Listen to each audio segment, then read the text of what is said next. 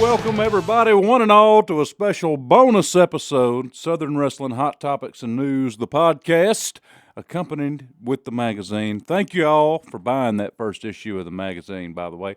I'm your host, Cowboy Cliff Rogers, and I'm being joined again with somebody that's been on the show before, Ruthless Devonte Adams, back in the building for another episode. Hey, make sure you let them know the dog is loose, and I'm back again. One more again. Man, look, this is a special end of the year recap, and looking forward to 2025. Man, it's been a big year for both of us, hasn't it? I mean, as you can see, it's been pretty big for the both of us. We've been putting in work, man, but the work don't stop here. It definitely don't stop here. Let's address the hardware here. Since I broadcasted last, I won another title, and this is one that means a whole lot to me. It's from my home federation, the UWE Heavyweight Championship. Check the Wing Eagle design.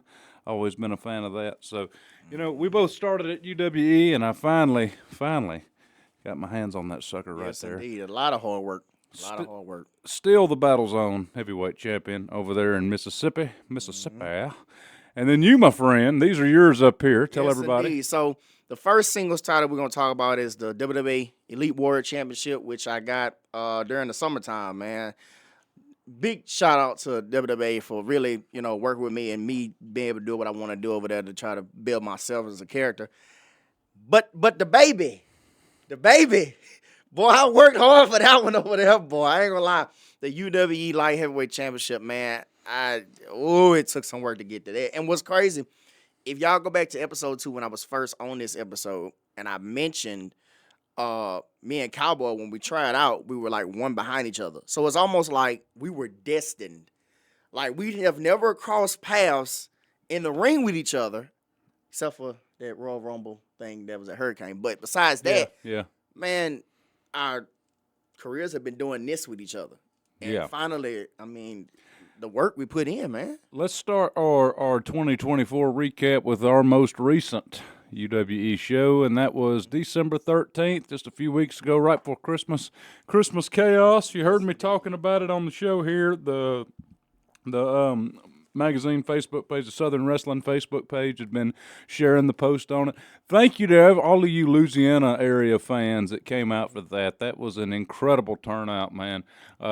Pretty packed house, not going to lie. And, man, look, me and you won these titles on the same night. Same exact night. I mean, the stars were aligned. Everything was perfect that night. And we went in, we put in work, and had a very, very excellent show, might I add, man. It was tough, really, because, anytime you run a wrestling show in December, you're asking for trouble. I mean, and we competed with four or five different events, man. Yeah, there was parades. There was a rodeo in town that night. There was a concert way in New Orleans going on, and then the championship game for Alexander Senior High. The high school state championship, that's a thing. Football's king down here. So we were really, really against the odds running that show. And still, man, we had 135, 140 people. And that's a great haul during the Christmas season, Yeah. Normally UWE gets around 250, but, when there's all that stuff going on and you still pull out 130-something people, that's saying something. Yeah. I dethroned X Storms, who'd had this belt for over 500 days. Well, I'll go ahead and give him his flowers. A fantastic worker. Kind of a jerk. That's why he's a good heel. Kind of a jerk. He came out there to start the show saying how the number one contender, Austin Andrews, who's also been on this podcast, he's still not medically cleared. His stitches, I think, they've come out. Diamond Dog brother, yes indeed. His stitches are out, but that don't necessarily mean you can go to taking bumps again. So he wasn't able to compete. He says no one's worthy of the challenge. I had to go out there and get on the mic with him, do a little jaw jacking. We set up the main event for later that night. And, man, look, I'll say, anytime me and X Storms get in there and do something, it's magic. We had big spots, but it's not, as a wrestler, it's not all about the spots. It's about the things in between the spots. And just the storytelling in there was crazy. Absolutely. And the thing about it is, man, if nobody has ever seen the first match between Cowboy and X that was in Seguin, that alone should have told how this match was getting ready to go, man. Y'all put on a banger. I ain't gonna lie, it was a banger. Just everything we did was with purpose. The fans were behind me, but also he had some people behind him. I mean, it was his hometown, and it was main event worthy. And I ain't gonna lie, when I finally beat him and hit my finish on him in 1, 2, 3. He got a little bit choked up there. Had to do one of these, kayfabe, and it was emotional. It was cool. And then you come out there with your belt, and we did the old evolution belt clink. Man. Yeah, man. That was cool. It was cool to get to share that moment with some of you guys. And then, of course, UWE's second heavyweight champion, the Groovy King, Eddie Love, did a little heel turn, and beat up an already beat up ex, and so me and you had to go in there and put a stop to it. So now it looks like that's my first official challenger. And did none of us see that coming? I don't know if y'all watch Eddie, and as good as he is as a face, it's like it was only a matter of time before Groovy wasn't gonna be so groovy. You know what I'm saying? I feel like right place, wrong time. Right place, wrong time when it came to Eddie. But at the same time, I look forward to see what a evil Groovy King Eddie Love is gonna do around here. But like I told him, man, he want to step into either one of us. I'm more than welcoming. Now, I will say one thing that was awesome with your match is, you're a friend of mine, and so was your opponent, my tag team partner on the road, the Gatekeeper. He's held that belt for a while, and look, you want to pull for your tag partner, but I didn't know who to pull for, really. When two of your friends are fighting like that. Man, y'all had some crazy stuff go down. I remember he hit a cannonball on the outside like he's Kevin Owens. He never does that when we tag together. He wants to start being Kevin Owens in the singles. The scary part about Gatekeeper is Gatekeeper will make you dig to try to find stuff you've never done before. You've never seen me do a spinning elbow as a springboard. So, I've done swantons, I've done stuff like that, but Gatekeeper it's something about him, and you got to tell the story with Gatekeeper from where he's come from in the very beginning to where Gatekeeper is now. It's a whole nother Gatekeeper. So it's facing him that night versus the first time we faced off versus other times, man. He had me worried. Yeah. He really had me worried, but man, I managed to pull it off and bring the goal home, and I worked hard for that goal for about 3 years. Same here. We and that's always been the goal, So well, he's still a champion in Mississippi, and that brings me to my next point, folks. UWE, we're over here talking it up, and remember, February 2025, we're going to start running shows again in Louisiana. So all you Louisiana fans, keep a lookout. 2025, starting in February, more UWE shows. We're going to be defending these belts, but. Moving across state lines, Battle Zone Championship Wrestling. That is somewhere for you to keep your eyes on. In fact, the second issue of Southern Wrestling Hot Topic and News drops in January. So a couple days from now, a couple weeks from now. This is being aired on New Year's Eve. So yeah, a few weeks from now, towards the end of January, will be the second issue. We actually wrote something up on Battle Zone. They have their own. Article talking about the history. I've said before, this belt right here means a lot because Battle Zone's been around since 1998. They've had legends come in there like Dr. Tom Pritchard. They've had a lot of ex-WWE stars like, you remember Heidenreich? Oh, yeah. Yeah. He's been there. The Rottweiler. I remember that. Jake the Snake made an appearance there, and of course it was pre Diamond Dallas Page, Jake, so you can imagine how induced that was. And then, of course, Rodney Mack, the Red Dog, he's held this belt. So Red Dog. Knowing that I'm in the same continuity as Rodney's pretty cool, Big shows coming up there, man. Their first show of the year is January 4th, so like less than a week from this episode airing on New Year's Eve I'll be back over there putting this belt up on the line against a guy we both know very well, Ricka Wildley. Yeah. I was shocked that he actually stepped up for that, man. Like I saw the promo behind it, and I was like, I don't know if Rick know what he getting himself into. Have y'all ever faced off before? He's walking into a loaded deck. I can tell you that. Have you ever faced off before? No, Oh, no, that'd be never. Other than like the training days, yeah. You see, the Desperados have all the belts over there right now. Me, Oh, the God. gatekeeper. Gatekeeper is the light heavyweight champion over there, or the junior heavyweight, as they like to call it. And then our other two members that we added in Mississippi, Arthur Delgado and Michael Parrish, they're the tag champions. So we're kind of the four horsemen of Mississippi. Oh, God. We even have a manager over there named Reggie, who's a fantastic manager. He reminds me a lot of J.J. Dillon.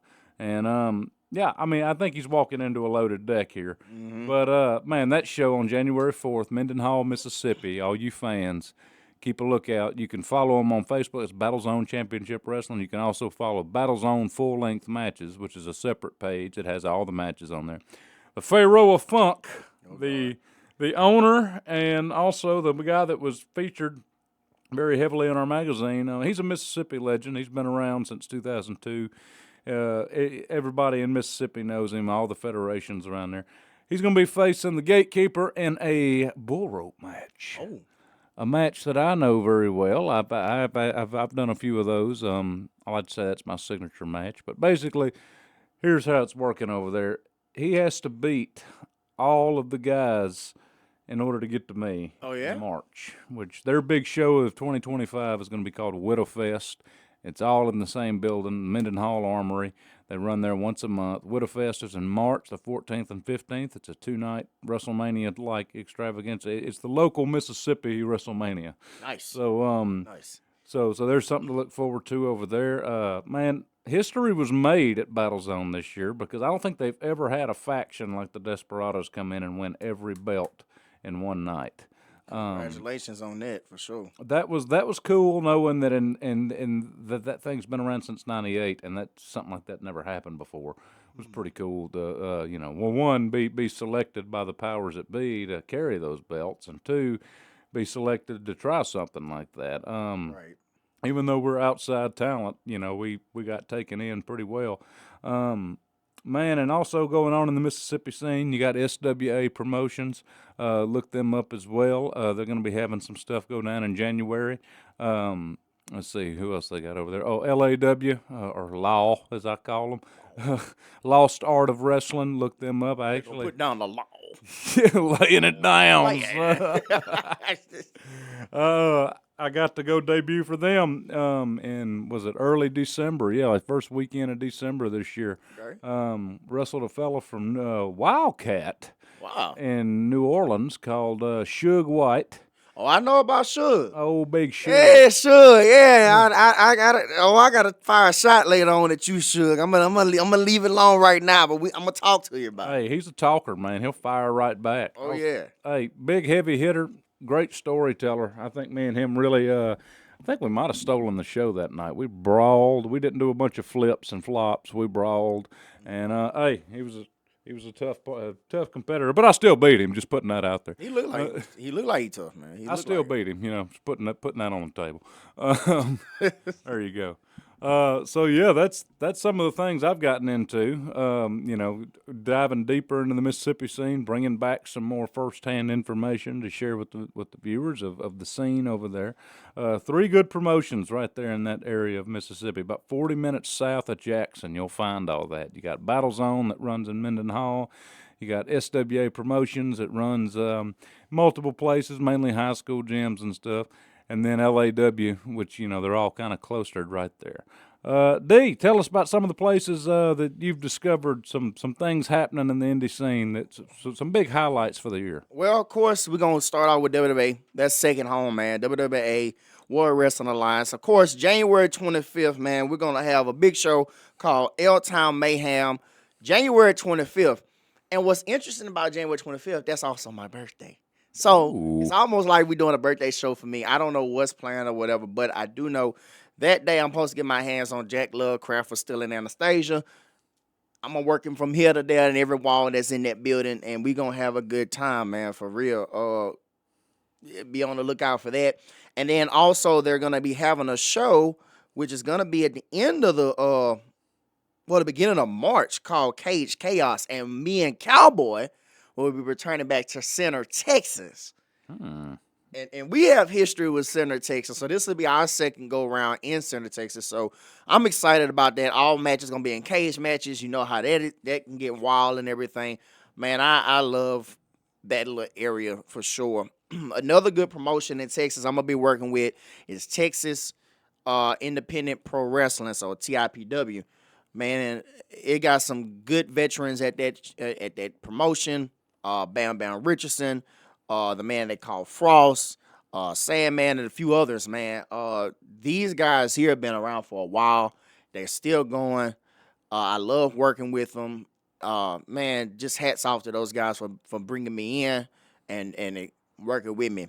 Now, further west, Northwest Pro, man. The thing about Northwest Pro and North Vaughan, Washington, I love that area. Cowboy, if you ever get the chance to go out there, man, you got to go work with them. JD Mason, Taekwon Bro, Lumberzack, and the list goes on of the talent that goes out there, man. Shout out to them guys for what they're doing out there. Big, excellent promotion. If you've ever been in the Washington State area, man, check them out. But I think the most exciting thing you and me are expecting is the Level Up Expo this coming year in Las Vegas, Vegas, Nevada, baby. Oh, bro. I went this year, and I can tell you it's 3 nights of absolute chaos, madness, fun. Oh, my God. It's names there that Mikey, what is O'Shea? That comes through there. Yeah. Man, it's so many people. Well, what I love about the expo, any kind of expo show like that is. Oh, and Wes Logan. Let me also not forget Wes Logan, my boy, man. Don't forget the guy that booked you, Wes Logan, for real, for sure. Anything about a big expo show as a wrestler, it's kind of like, to us, it's like the NFL Combine, because there's scouts out there. There's different promoters that run different places that you may just sending a Facebook message or a text or something, that'll only get you so far. But when they can see you in the flesh, and then they're sitting there like, "Ooh, I like him. Ooh, I like him." That's how you get your footprint out there bigger. So I'm excited. It's my first expo show. It's my first time wrestling outside of the Gulf states. I'm a regular in Texas at WWA and a few other places. I know earlier this year I had the privilege of going to PWF, Premier Wrestling Federation. We'll talk about them in a little bit. Louisiana, I'm a UWE man through and through. There's actually some other places in Louisiana we'll bring up here later. Mississippi, Battle Zone, and then Florida. I dabble out there a little bit. But I've never left the Gulf states. So I'm excited to finally go see what old Nevada is all about. Man, I'm telling you, it's a fun adventure. It's things to do out there. Nevada, their wrestling scene is very interesting from what goes on in the South. And when you meet up with these guys, they be like, man, it's like Clash of the Worlds. It's so different how their style is versus our style. And you learn a lot. And they learn stuff from you too. So, man, be on the lookout for that, because we're going to have some clips and videos. We might do some special things, me and Cowboy out there. We might have to do a podcast. Might have to. I wouldn't mind that at all. See, I might have to remind myself to behave out there, because I'm gonna want to go gamble, and it's a lot of it out there, man. It's a lot of. I'm gonna turn into Dewey Cox out there. I don't give a damn what anyone thinks. It's gonna be bad, but I'm excited. I've actually got some family flying over there to come watch that. Also, it's a Vegas trip. I mean, you don't want to just go to Vegas, right? So that's something we have to look forward to. And also, the Level Up Expo is just it's gamer heaven, man. Gamers heaven. You meet a lot of voice actors. I want to say they were auctioning off cars or something, like special made cars designed for like different characters and stuff. So there was that going on. They have gaming contests and tournaments. Super Smash Brothers was one of them, I think. Super Smash Brothers. it was so many things going on, man. That expo was so huge. It's just so much, and it's 3 days. Are you a gamer, D? Yes, I am, and I got to get back on it. I'm never at home long enough now that I started wrestling to do anything. I had to go handheld with it. I'm the I same way. Yeah, I'm at that point too. But man, if you get a chance, and also right now available, I think the VIP passes are available now. I did see that now for all 3 days. I think it's $75. I think I'll look that up and we'll check into that. But I mean, woo, for 3 days, it's worth it. It's not a bad deal. It's worth it. If you never gone, I'll say this: if you never gone to a Comic-Con or something like that, it is almost the same but better, bigger, better. There you go. Hey, So yeah, I love the it. T-shirt design they got. I wish. Yeah, man. You know, I actually learned this year from helping run the magazine and stuff. I've interviewed some guys like Nate Bradley, who's originally a Wildcat product out of New Orleans, but he's become a pretty big mainstay in Texas. He's the Texas All-Star champion right now. Look up Texas All-Star. It's a great promotion. We've crossed paths with a few of those guys before at other shows.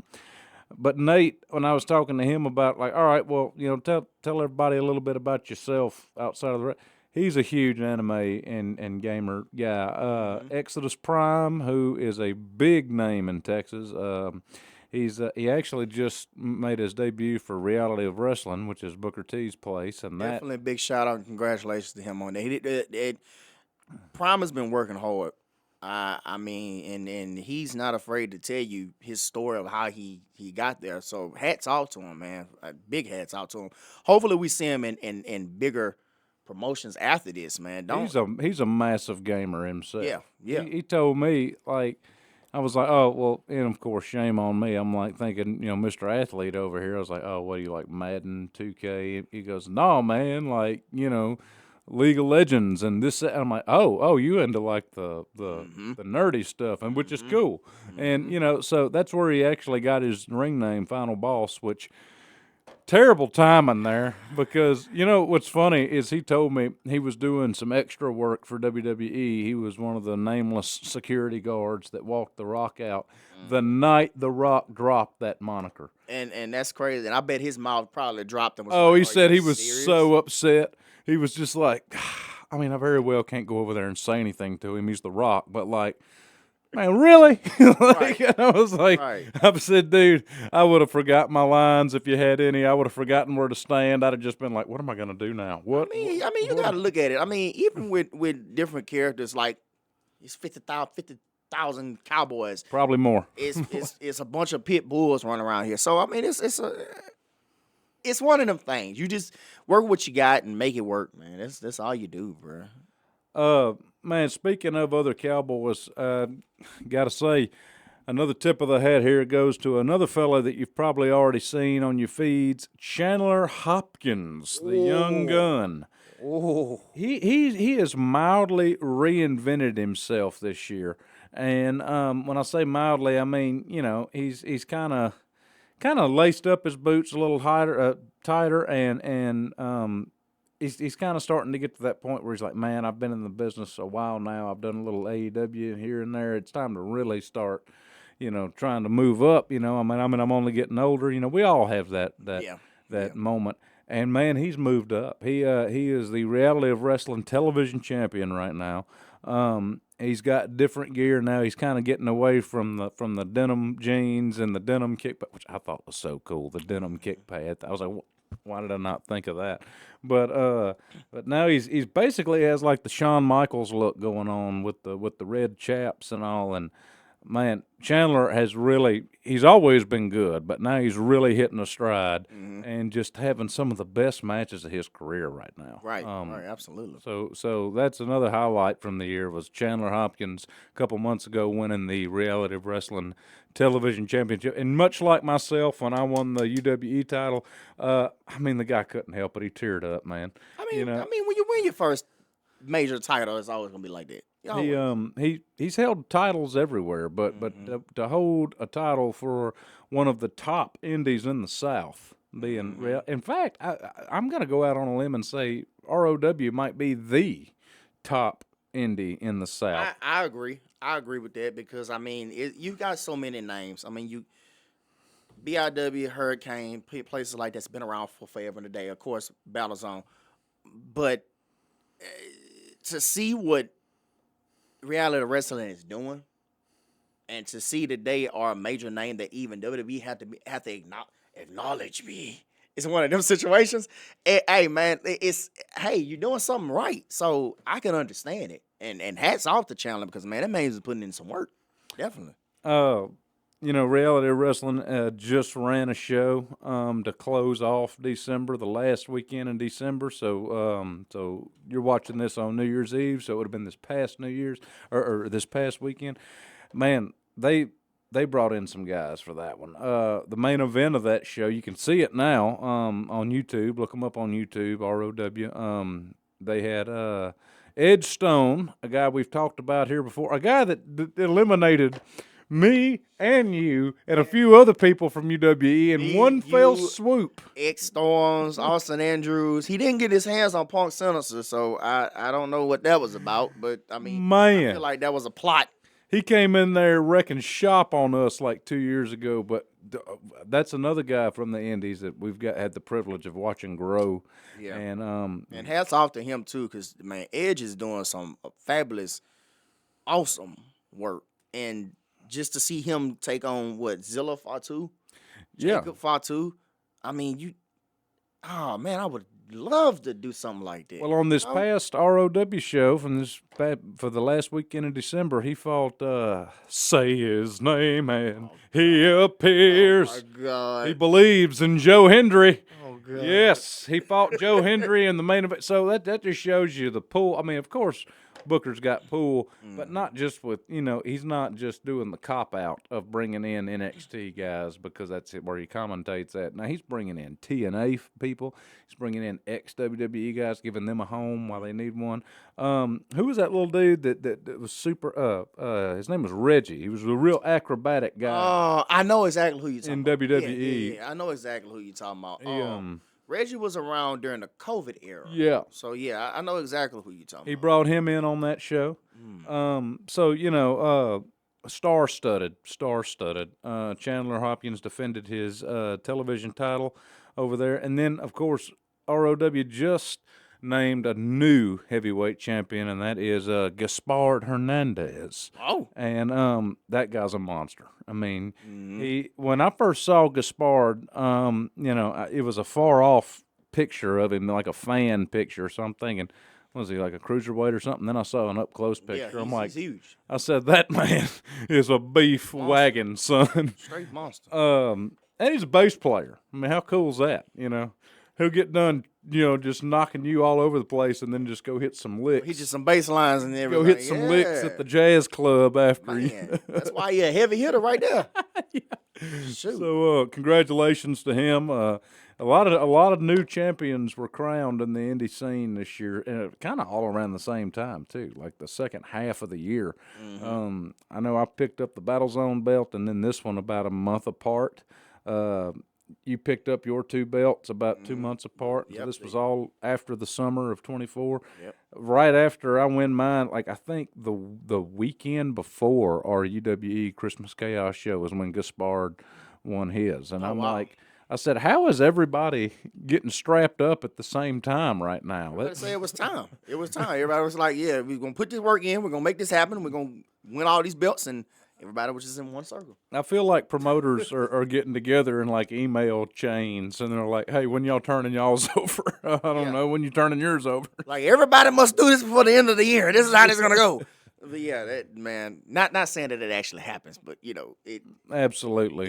It feels like it sometime, really.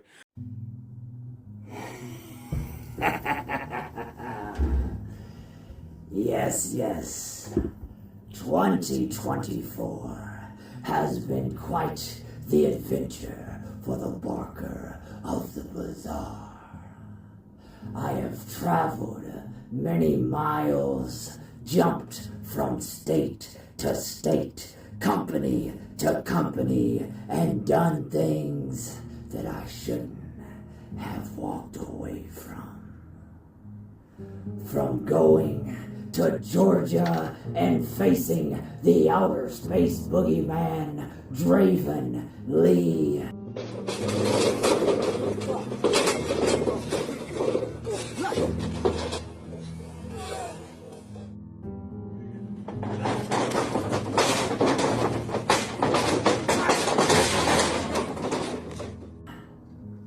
To going to Arkansas with my brother Ethan Sorrow and winning the Classic Championship Wrestling Tag Team Championships. Come on, Pags!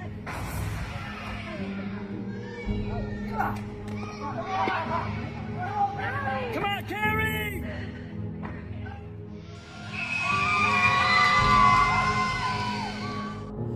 To jumping over to Mississippi and going against Michael Parrish in a steel cage match.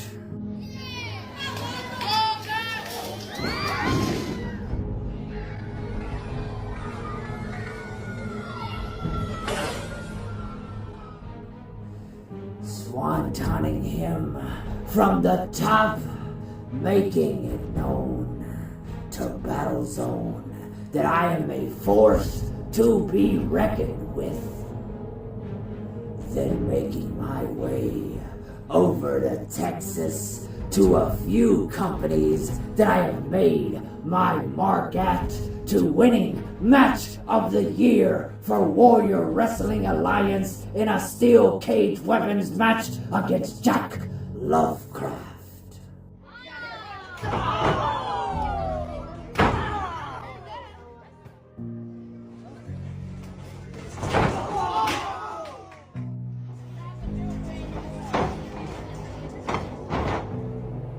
To facing him a few months later in a funhouse surprise match that got a little bloody.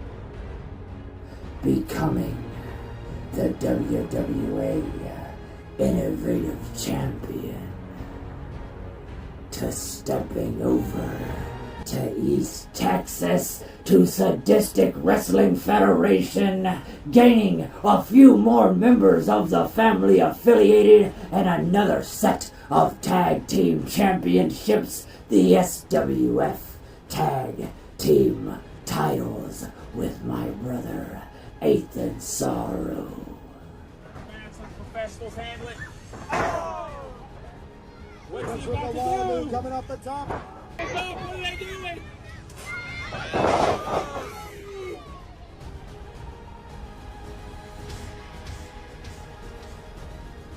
So it became Ethan, Smoke the Reaper, Gluttony the Big Top Butcher, and Rico Wildley making their mark in the wrestling world as the faction, the family affiliated. We are a force unlike any other. We bring the freak show to your doorstep and give you a little glimpse behind the curtain to show you that it all doesn't matter when it comes down to it. We're all freaks in our own little way. So come 2025, what does the Barker of the Bazaar have in store, you may ask? I have just started climbing to the top of the mountain. I have just started putting one foot in front of the other. I have just began to show the wrestling world just how bright the lights can get, and I don't plan on stopping.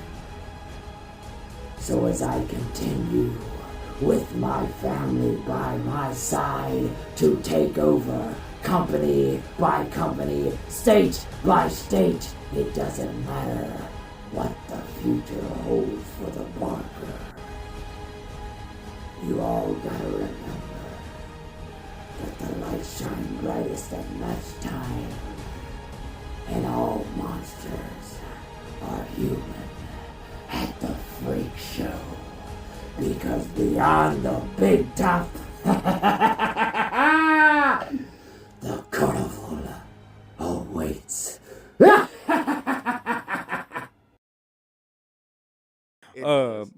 Another highlight we got to talk about 24, a guy that I've gotten to wrestle.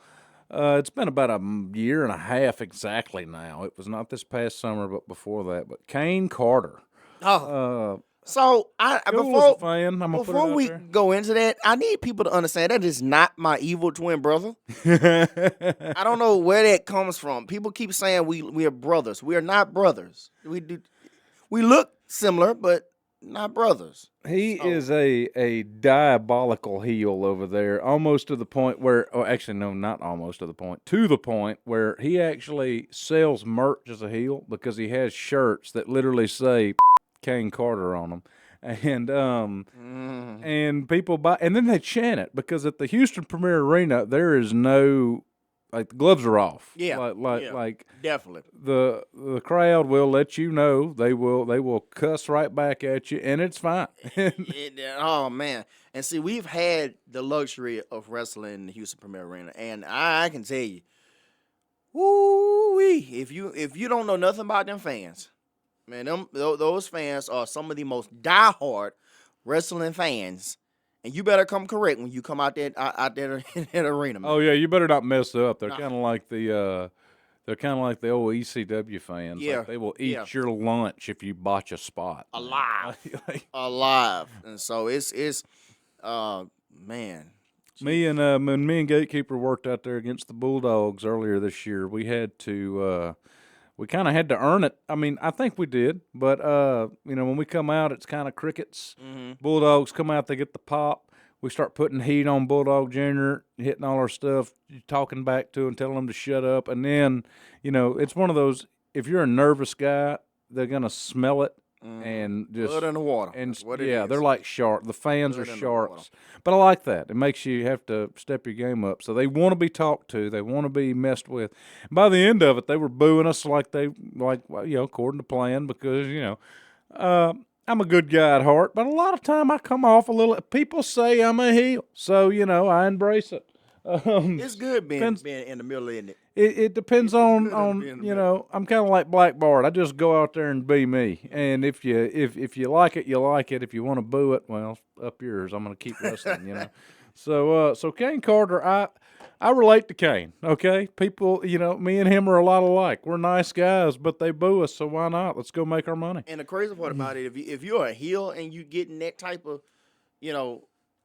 attention, you're doing something right. Yeah. You're doing something right. You want the people to hate you, but if they can love you while hating you at the same time, I hate this dude, but I'm gonna buy his stuff. Well, Man, that says a lot. He's double strapped right now, like myself. He has the North Texas Wrestling, the NTW Championship, and he's also the PWF Premier Champion, which is kind of like their. I'm not really going to say light heavyweight because it doesn't have a weight class on it, but it's like their Intercontinental belt, basically. So like a mid-quarter situation. Basically, yeah. Not bad. He had a barn burner of a feud with T-Ray. A guy that I got on my list I would love to face. T-Ray is a Texas legend, an indie legend, big dude, and man, you talk about a good worker. They got out there, and I'm thinking it's going to be powerhouse versus little guy, and they did some of the best chain grappling I've ever seen. If you've never seen T-Ray actually go in a match, man, it's a treat. It is a absolute treat. Like that guy there can go. He can go. Y'all, YouTube, you can find, look up PWF or Premier Wrestling Federation Live Wire. That's their premier show, and they number them. So, like, I think Live Wire 34 might have been. I could be wrong, but that was the one I was on. 34. But look those up. They post the whole show in one big video, so you might just have to watch the whole thing, but you're not going to be wading through nothingness. It's all going to be great. Yeah, check out that rivalry between Kane and T-Ray. It was fantastic. But we can't have an end of the year special without mentioning Kane Carter because they're calling him the King of Texas Wrestling right now. I know a lot of people are probably chapped to hear that. Yeah, one Aaron Rodell is probably very upset about that right about now. But proof's in the pudding, man. I mean, the guy gets all over Texas. He picks up belts. He connects with the fans. So definitely a guy to put on your radar to watch there. Man, I remember I was sitting in the locker room over there at PWF, and I'm thinking like, man, I should have eaten on the way over here. I'm exhausted. I'm hungry. There's no catering. What do we do?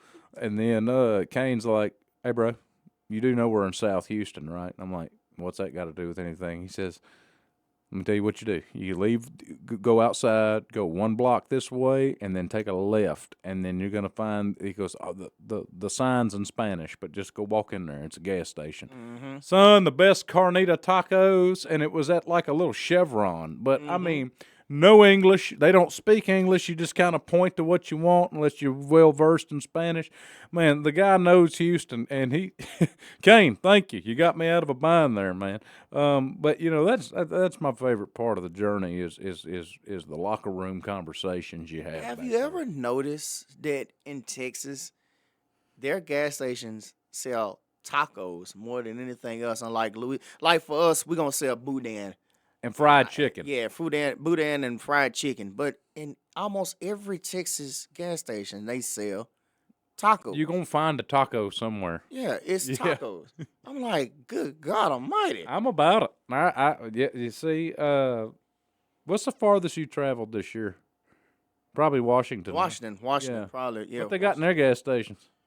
I don't remember. I really don't remember. I don't think me and my sister, I think we always ate in different places. I don't think we ever really just stopped at a gas station for food. But they're bigger on stuff like sandwiches and stuff like that out there, like quick, fast. Because believe it or not, Washington is like, they quick, fast moving. They're almost like Las Vegas. Okay. And so it's like, man, you're really moving a lot. So a lot of stuff you're going to want to eat is going to be, let me get this to go. Let me get this to go. Let me move here. But they're big on pizza too. So they're real big on pizza too. Pizza, and believe it or not, they're big on tacos. Oh. So it's I would have never expected it, but tacos is something you fix quickly and go about your day. So I mean, man, and their tacos, I can't. It's one spot I can't think of the name of it, but I can't wait till I go back so I can give me some of them street tacos they had, man. Golly, man, probably my biggest big back moment of 24 probably come when I went and worked for Law, LAW, Law Starter Wrestling. And, I know, laying down the law. Law. I was actually really flattered, though, because I really just worked for one place in Mississippi, and that was Battle Zone right here. And the owner of that, they talent swap, talent share, because like I said, they're all clustered right in that same little tri-county area. And they were like, hey, we want to bring you in. And so that was one of the first times that I didn't have to reach out. They sought me out. So that was pretty cool. And so I go over there, and they catered it with Little Caesars.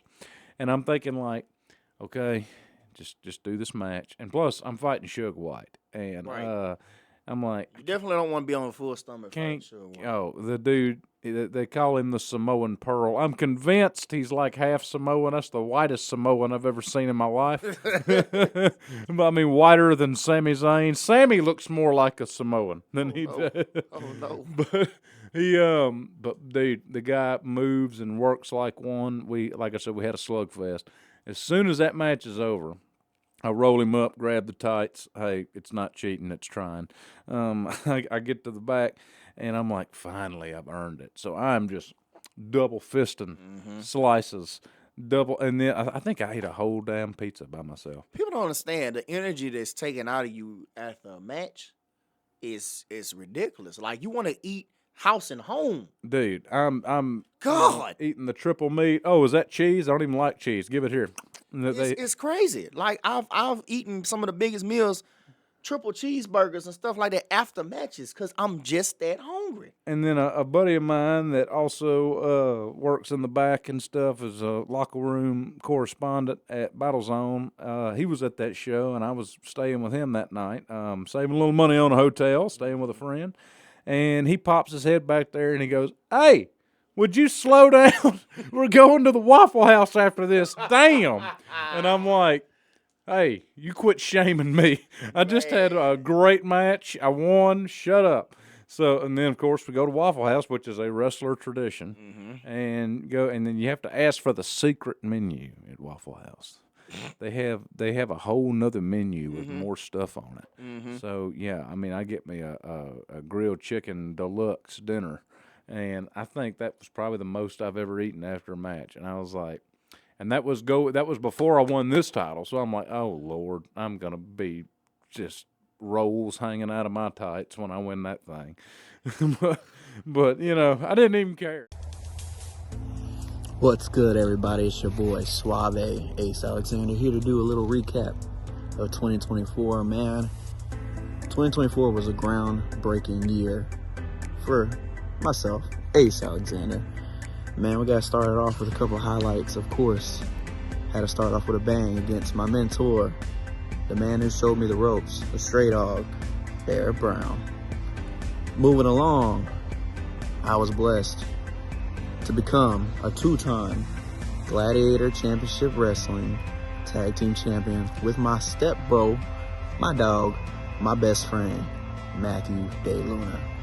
And man, continuing down the year, I've been in steel cage matches, tables matches, street fights, and all the above. This year I really proved that Ace belonged. And then I made my way on to Warrior Wrestling Alliance, where I've established myself as the new up-and-comer. But I've had a thorn in my side, and Debo Rydell. But see, that's where it comes to 2025. That's my goal, that's my plan. In 2025, I will become the new WWA champion. And for all you listening out there, go ahead and jump on the bandwagon, because Suave won't let y'all down. Happy New Year's, and keep it suave. I got to meet an Indy vet that's been around. A lot of you NWA fans probably remember this guy. The exclamation point, Steve Anthony.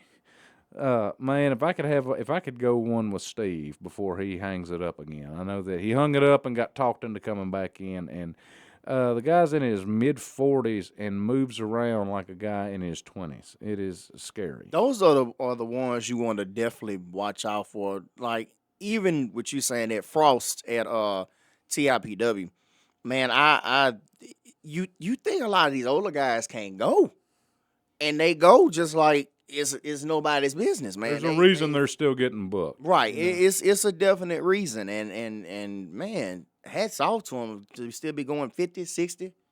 It's a lot of them. You know, well, you know, we're not going to disclose his age, or we'll both get slapped. But our trainer, Dapper Dan, still likes to lace him up. And, can't leave him out. Definitely can't leave him out. Or Prince. No, or Prince for that matter. No, you know? Prince Fontenot just worked the Christmas Chaos show in Alexandria on December 13th, and Dap for the first time in a while. You know, since he's been back in the game, he's mainly been working UWE, which is the place he's the head trainer of, but now he decided, you know what I think I'm going to do? Why not? He started coming out to Battle Zone. So you can catch, for all you old Dapper Dan fans, you can catch him in Mississippi and Minden Hall every now and then, putting their young guys through the ringer. So, and Dap is another one of those guys that just, defies time. Yeah. Yeah. It's like time doesn't affect him, Prince, or Mark for that matter. No, Dapper Dan's the only guy I know that we can be hanging out at the gym, or we'll be sitting backstage, and he'll just be casually sipping on a Modelo. And I'm like, how do you not get blown up drinking before a match? I mean, he's not heavily drinking, but I'm like, having that many carbs right before the match, he's like, oh, I don't get blown up no more. I mean, I just don't. It's like they become immortal. Yeah. Like, it's like they're used to it after a while. You be like, man, what? Oh, man. I'm just like, All right. Well, I guess I ain't there yet, but okay. Because I Still know got some learning to do. because I wouldn't throw up, but man, I'd be sweating making my entrance. Just carbs don't get along with me, man. I get so weighed down and heavy when I eat too many of them or drink too many of them. Yeah. Hanging out with Steve Anthony, he was kind of in the same way. He had a little slice of pizza before his match, and I'm like, how are you doing this? And he was doing like, flying head scissors. He did a crazy moonsault springboard that I hadn't seen before. Yeah, he worked a cat named Wes Warren, who was featured in the first issue of the magazine. And Wes is a guy to keep your eyes on. I tell you, Wes pulled the classic Edge screw job. LAW, Lost Art of Wrestling, they have their own version of the Money in the Bank. Oh, wow. And he ran out there. Paul Wright was the big babyface hero at the end of that night. He beat Big Vladimir Koloff and got the title. And then here comes Wes pulling the screw job that night. But he had a singles match against Steve that night, and Steve beat him. So, he won one, lost one. And I remember after that match, I was talking to Steve, and I was like, so, you ever worked Japan? I mean, I know you was NWA Junior Heavyweight Champion for a while. He goes like, yeah, I did 12 tours over there. And I'm like thinking, oh, cool. Like, who all did you work? And he goes, well, me and Jushin Liger passed the belt back and forth a lot. And I was like, Yeah, right. who? Right, exactly. You mean that Liger? He's like, well, yeah, who else would I mean? I'm like, dude, you were so cool. Like, Right. so I had to do a Stone Cold moment because I remember Stone Cold Steve Austin actually asked Tyler Breeze on his podcast, like, man, I got to know, what's it like working Liger?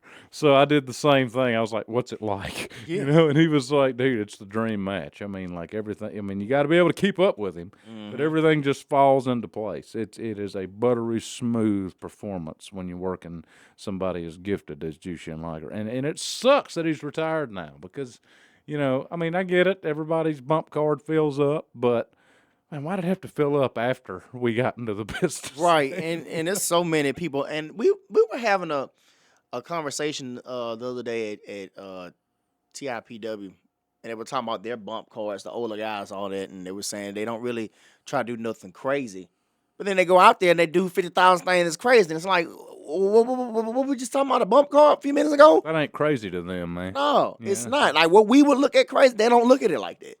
Man. So it's like, okay, yeah, top yeah. that. Yeah, top that if you can. Like, yeah, man, for real. Some other things that have gone down this year.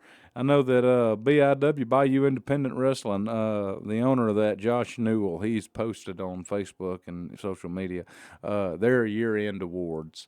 And something really special that happened here. Barrett Brown, the stray dog, got Moment of the Year for pulling out the claw finishing maneuver. Now, no, he didn't do it because he just got around to seeing the movie or anything like that. It was actually a pretty cool moment there. Cody Knight was a independent worker that'd been around a long time, and sadly we lost him this year. And they were really good friends, and so he used Cody's old finish as a tribute, and it was one of those if you know kind of things. But then Barrett went on social media and explained the story, so that was very cool to see. A WWE style moment of a tribute to a fallen friend. And then Bam Bam Malone was Man of the Year. My good buddy Bam Bam, he's been on the show, he's been in the magazine, and he actually sent us a little shout-out video we'll play for you here in just a minute. And, man, that guy is red hot right now. He grew up playing football. He actually, I didn't know this, but in Texas they have spring league football. We have it kind of sort of here. You don't really hear a lot about the spring football here with the high schools, but we have it. Yeah, because where I went to school, we just weren't good enough to make it to that, So, but man, that kid played football year round, and then his senior year, he decided, I don't think I'm going to go far in college. I want to try wrestling, and it worked. And man, he is. I think he's still the BIW Southern champion. Yeah, Bam That's Bam. definitely a belt I would love to have my hands on if I ever can come to BIW. Oh my God. Well, folks, UWE and BIW, we get along. We play nice with each other. The owners do anyway, and they're looking at. You saying the wrestlers don't? I mean, Like- hey man, we're all competition, you Yeah. know. Yeah. But you know, we're in talks of having a joint show sometime in 2025, and when that happens, I would love to do champions versus champion with Bam Bam. That is my Yeah, that'd be awesome. that's my humble request That'd right be there. He's taller than me, but I've got more beef on my bones than him, so I think it's even there. Well, you know who I'm aiming for. You know, is the Giant Slayer. So you know who I'm aiming for. So yeah, Big that's- bad Angel Camacho. Yeah, so that's a goal. I gotta try to see if I can slay another giant. So it's been a year of slaying giants for me, like for real. Who all did you fight this year? Tyrant was one. Oh yeah. We beat Tyrant. Maui Mike, who I just beat.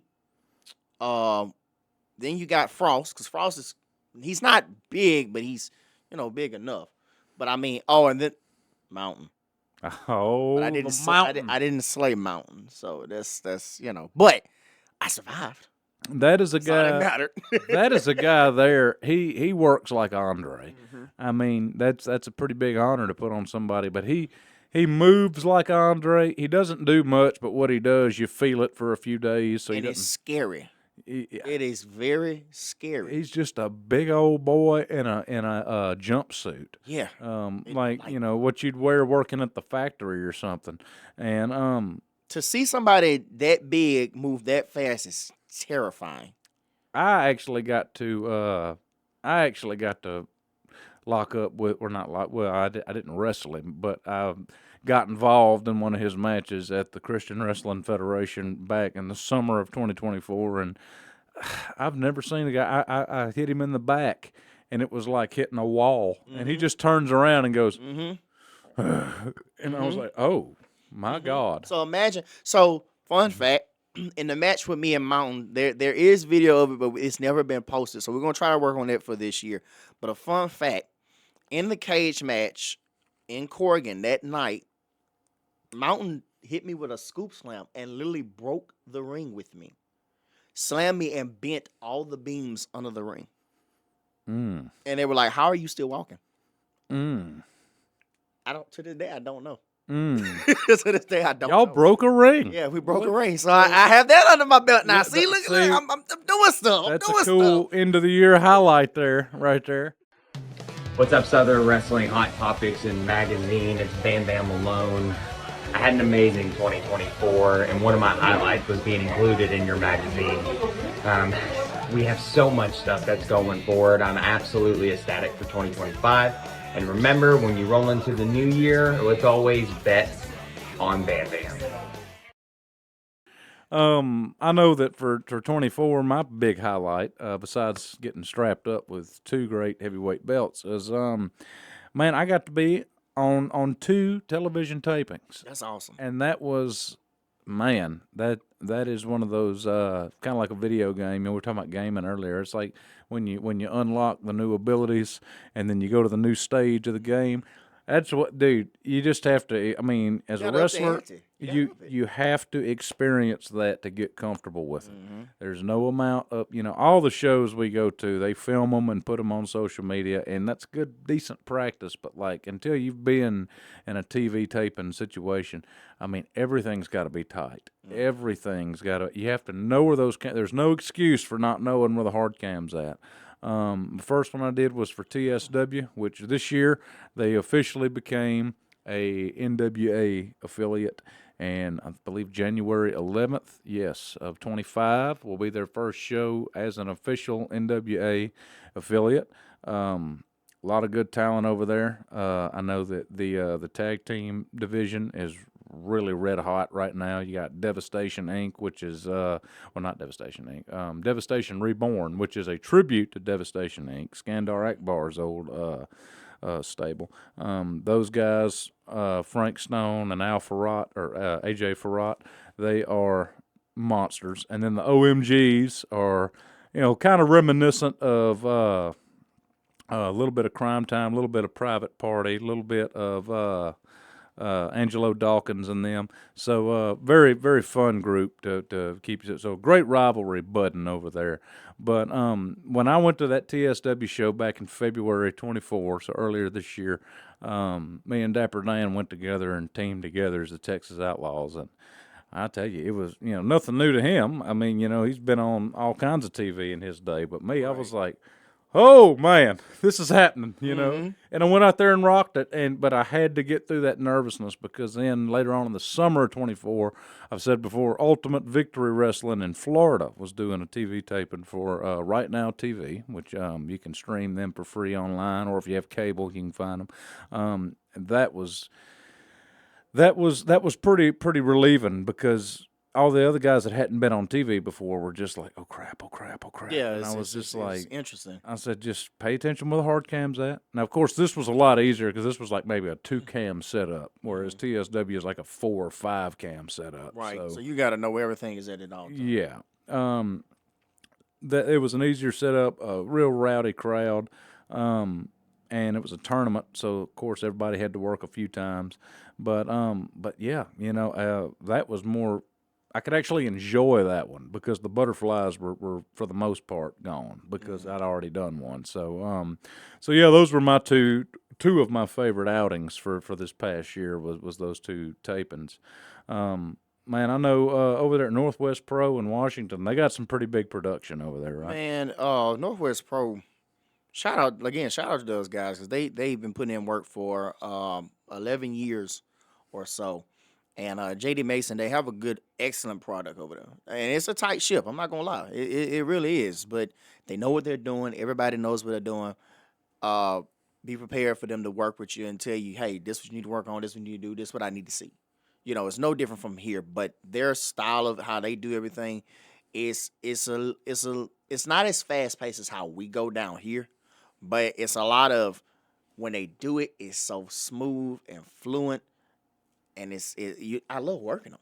Yeah, I love working those guys, man.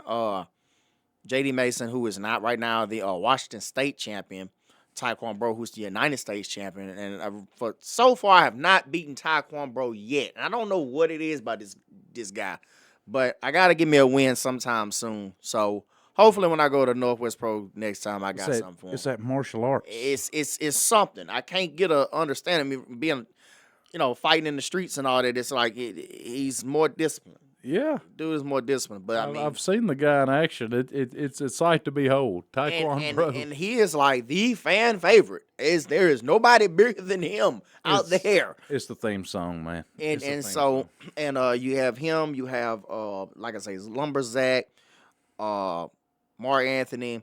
It's a lot of guys. Christian Wild, man. Those guys are, if you looked at UWE, it's like it's watching a UWE show. It's like everybody who's on the UWE roster has a doppelganger out there. They have a I cowboy? promise you they do. Do they? I don't know. Do they? Well, there you go. That might be the one thing they don't have. Hey, JD, book me. Let's make it happen. That might be the one thing they don't have. So, but man, I love their little promotion, man. I am so thankful I found them. Had it been last year, I love it. Well, you were the first guy from UWE to go that far, as far as miles traveled. You went all the way across the country, literally. I know other guys like Rick Wildley's gone to Ohio. Punk Sinister X Storms, they've gone to Oklahoma. Yeah. Which, hey, side note, we got to see Rick Wildley's new stable, the Family Affiliated. And aren't they dominating? Dude, they have 2 sets of belts, 2 different states. They are shutting things down wherever they go. Him and Ethan Sorrow, another UWE trained person, and I would say trainee, but he's not in training anymore. So there you go. Yeah, those guys. Hey, that was a new tag team that hit the indie circuit this year, and they are racking up gold. They actually made their debut for our home federation back at the Christmas show on the 13th, and they got a W. That was great.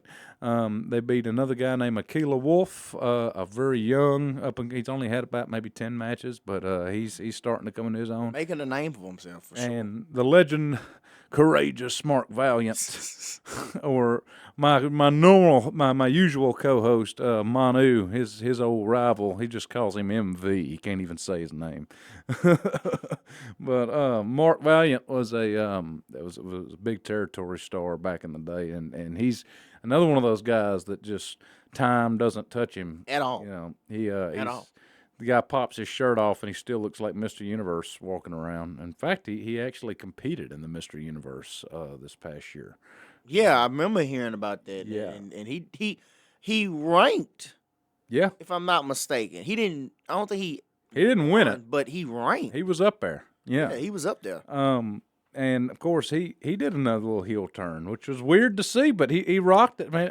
It's easy to be heel in Louisiana. Just say This past show was just interesting. Like you saw. Oh my God. all he had to do was say the Cowboys are the best and the Saints suck, and boo. Yeah, Yeah, and it was Got over it, with. Got it. It was over with. Another big star that came out of Christmas Carol, Tyrant. Yeah, Man, Tyrant put in a lot of work against Prince. He's been putting in a lot of work everywhere he's gone. And as a big man, he's a big man who I think he's still finding himself with a lot of stuff, what he can and can't do. still fleshing the gimmick out. Right. So, but the things Tyrant can do as a big man is amazing. Some would say that is sometimes his downfall. Again, he's still learning, but sometimes he gets too caught up in trying to be acrobatic for a big guy, and he kind of forgets to use that size. But the scary part about it is he can do it as a big guy. That's what's scary about it. So when you're a big guy and you can do flips and turns and this and that and stop on a dime, that's hats off to you. Hats off to you is right. Well, tell us real quick, what was your favorite match of 24? It's probably gonna be when I face Tyrant. Okay, that was at because Hulkamania. that was the I'm gonna say that was the David and Goliath match, because man, Tyrant brought it to me in every way, and the bad part about it was when we advertised that match, everybody was like, there is no way Devontae is going to face somebody twice his size, twice his weight, and move him the way You got him up and slammed him. And too. that Blue Thunder Bomb, I think I shocked myself. I thought you shocked both knees out of place. I probably did, but I probably didn't know about it until the next day. But the fact of the matter was, man, I had so much fun working that match. And one other one that I had fun in was the Joint Forces show that WWE League Alliance and a few others put on with the 5-on-5 match. Man, that was so much fun too. Coming down to me and TD Shepherd. Of course, TD won in his hometown, so congratulations to him. But I feel rigged. I feel like Brady Brown should have never stopped me from doing what I'm doing. Now Brady Brown got 50,000 problems with TD Shepherd. Whose fault is that? Okay, there you go. I saw TD wrestle another cowboy, Anthony Andrews, the thoroughbred, who's former NWA. I think he might still be doing some NWA stuff. But, leading into my favorite match, winning this belt, it was high up there, and winning this belt was high up there. But I surprisingly, I got to say, my favorite match of the year came from wrestling Joe Garcia, Juicy Joe. Man. Juicy. If y'all have not seen that video, I need y'all to go on YouTube and search that up, because honest to God, I really thought Joey was. I don't know how you did it. He had to change styles to even just be able to hang with this man. Joey and Cowboy did it. Joey he will out wrestle you if you let him. Mm-hmm. He's very athletic. He loves getting the crowd stirred up. Which it can be a mind game factor. When we were chain wrestling, and we were neck and neck, and then he starts busting out the super kicks and the V triggers and all that, and then I come right back with the sidewalk slams and the power stuff, and then finally at the end I hit my Stampede Thunder Bomb, which is a tiger bomb really. Tiger. I was able to put a pin in him, but man, that I want to see that keep going. I would love to wrestle him again. just to keep pushing myself. So I I don't want them problems, so you can have. I don't want them problems. I am a big critic on myself. So when that match was done, I had to sit down and this was wrong, this was wrong, this was wrong. But when the fans come up to you in intermission and say that was one of the best matches I've seen out here in a while, and when the promoter is like, here, take an extra 20, like that was awesome, like that meant a lot. So You put in work. You put in a lot of work that night, man. if that was our first one, I'd love to see what we could do to get the people a little louder and do another one. So I'm calling you out, even though I beat you. I'm calling you out again, GC Joe. Joe Garcia, look him up. The Sauce, as they call him. And but that same night, it meant a lot that Anthony Andrews, Thoroughbred, who's been doing the same gimmick as me for a long time, and he came and complimented it. I remember I get to the back, I just won. I'm sweating all over the place. I'm about ready to, go grab me some Little Caesars. And then there he is sitting there, and Anthony's like, hey, come here for a second. I'm like, oh, God, here it goes. The vet's about to tear me apart. And he was like, that was amazing. And I'm like, what? Excuse me? And he was like, I'm just so glad that they didn't put me on after that. And for a vet from NWA to say that, that's why that was my favorite match. Yeah. Is I kind of got the rub there for a little bit. So and then going into 25, probably one of my biggest goals here. People I'd like to face, Bam Bam Malone, you're on that list, and Chase Emery. Man, Okay. I've had Chase on the show. We met each other at Ultimate Victory in Florida over the summer, and he's the guy you've seen on our Southern Wrestling Facebook page. They quoted him as being a true workhorse, and he wrestled 99 matches in 2024. That's crazy. The man does not stop. He doesn't sleep much. Don't sound like it. He'll do 4 in a weekend, no problem. A lot of time he works twice. But he's got that collegiate wrestling experience, and that's where the gas tank comes in. Yeah. He's also was trained by Arn Anderson. That gives him a rub there. So, yeah, I would love to do much like with Joe Garcia. I'd love to test myself against Chase Emery and just see what happens. Come on down to Louisiana. I'll put this thing on the line. We'll do one. Come to Mississippi. I'll put this one on the line. But Chase Emery and Bam Bam Malone, that's my two targets for 25. What about you, sir? Suge, man. Suge going to be number one because me and him been having some encounters. He been watching a lot of stuff of mine for sure. So Suge is definitely on my radar. One other one, it's going to have to be Kane Carter. It's going to have to be Kane Carter because they keep hollering about we brothers, and I feel like, at the end of the day, I feel like it'll be an interesting situation with his high flying, my strength, and seeing that. And one last one, I'd be remiss if I don't say it because this guy has been after me for a while, and I haven't answered his call yet for 2024. But 2025, DeMarcus Rashad, I got you. Okay. I got you, DeMarcus. I whatever we got to do to make it happen. If you got to come here, I got to come there. Jesse Reyes, ACW, let's make it happen. Well, I'm gonna say if you end up fighting Suge, you got to do some Daredevil or Spider-Man gear because his gimmick is basically the Kingpin, and we're both comic nerds. And in fact, I even yelled that at the crowd. I put him in the corner and started hitting him, giving him the shoulder blocks or the stomach, and I was like, "Come on, Kingpin! I guess you can call me Spider-Man." If anything, I'll probably put that old Static Shock gear out, which we're gonna talk about that in 2025 to make some Static Shock. Yeah, there might be a lot of that coming. Level Up Expo, huh? Yeah, it might be some of that. Yeah.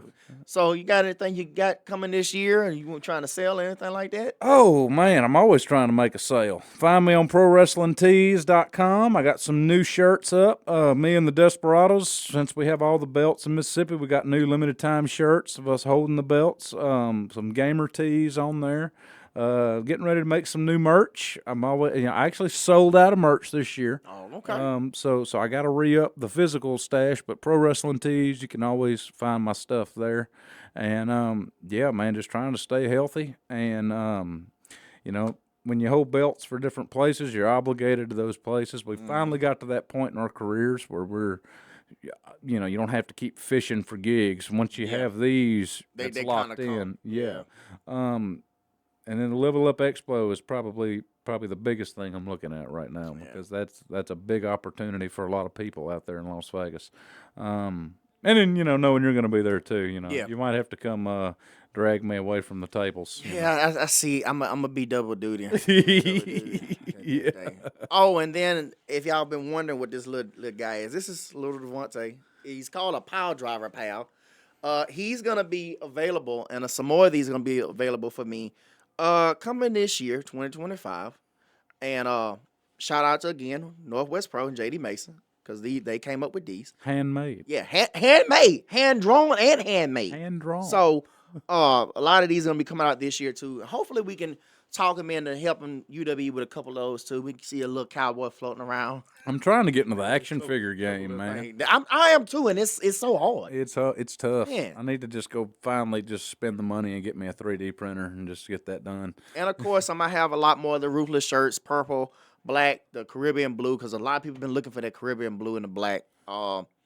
Man, a lot more merchandise coming this year. I finally have new gear coming. I I have do too. I do too. driven my gear into the grass, and then Bam Bam made me feel bad about it on an episode of the show. He was like, "Brother, you only got one pair of gear." I'm I like, think I "Shut up." done beat my black and purple gear down to death, and I just got it not too long ago, and the white and blue. So I know it's time for some. Well, I unwrapped some new wrestling boots for Christmas, and I'm going to debut those January 4th at Battle Zone in Mendenhall, Mississippi. So looking forward to debuting my new cowboy boots.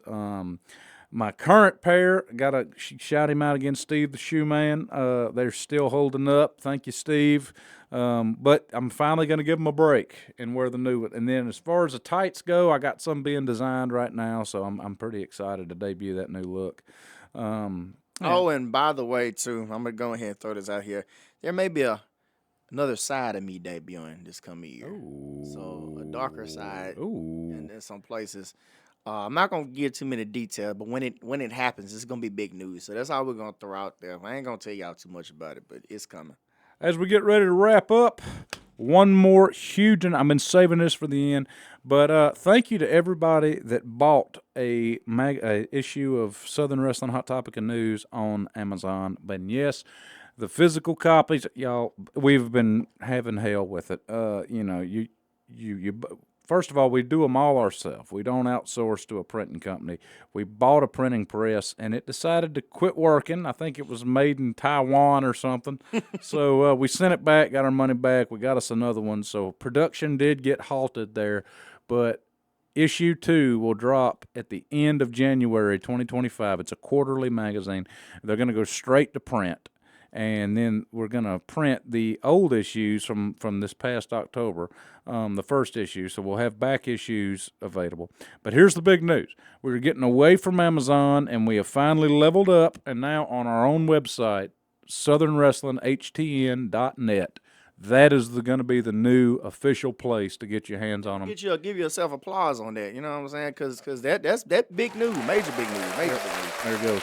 You can buy the magazine straight from our website, and then there's a link on here, guys. And the whole thing is that they're going to be paper only now, because everybody's been saying, "I'll buy one when it's paper. I'll get one when it's paper." And we thought we were in the digital age here, but people still want paper. They need to put their hands on hard copies. People still want that, man. So the hard copies, they're almost ready, guys, and you can get them on our website. Amazon is a great service, but we thought it was smarter and it was just time to do business on our own site. So be looking forward to that.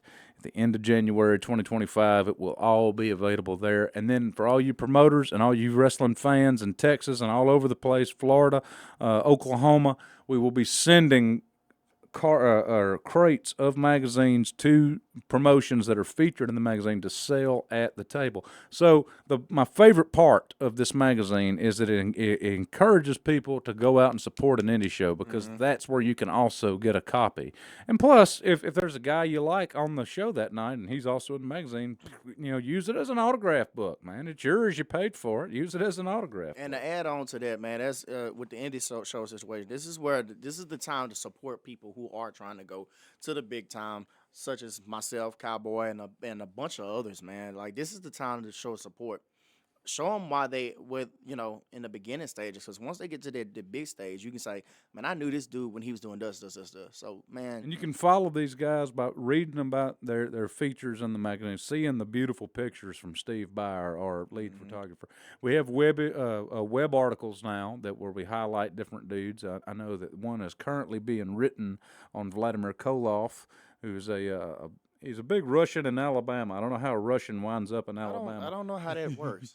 But he Of all places. the man's held so many belts. He's had a great career. He has a web article coming out. We've done one on Nate Bradley. We've done one on the number one contender for the WWA Heavyweight Championship at Warrior Wrestling Alliance. That's Ace Alexander. He has a web article up. Suave. Yeah. And yeah, so that was some pretty big news there. D, have you tried to get WWE ID'd yet? Have you signed up? Man, I did it the night it came out. The next day after it came out, and I put my stuff in. No, you put your stuff in. A lot of people put their stuff in. That was one of the biggest things that happened this year for everybody. Yeah. That was a big shot in the rear end for everybody. It makes you want to work harder. I mean, there's never been easier to get to the big dance. So good luck to everybody that signed up for that. Right. Our famous friend, a woman we've had the pleasure of training with, Raquel Oh God. Rodriguez. She made her big comeback at the WWE this year. So hey, Raquel, we might be coming to your place. Who knows? Happy for you. And you know I owe you one. Yeah. I owe you one. And you know why, Raquel? You know why? So just have it on your mind. Tell Jade I say, hey, hey, girl. Man, I know I'll never forget the night that after the night I won this UW title, I hung out and had a few celebratory beers with her dad, Ricky Gonzalez, and I'm never drinking with Ricky Gonzalez again. No. I don't think we went. You should have known what you signed up for when you did it. I don't think we went to bed till 4. That's why I left at like 1. And I had to be in Mississippi the next night to defend this one, and I pulled it off. But Lord, I was tired, man. Nah, I knew what time it was when Ricky said, yeah, invite people. Oh, no. No, sir. No, sir. I know what that means. I'm not going to sleep no time soon. Well, Happy New Year to everybody. We appreciate the support. And again, 2025, be looking for the second issue, Southern Wrestling Hot Topic News. And now you can get it at southernwrestlinghtn.net. Sir, we'll see you on the road this year, man. Yes, sir.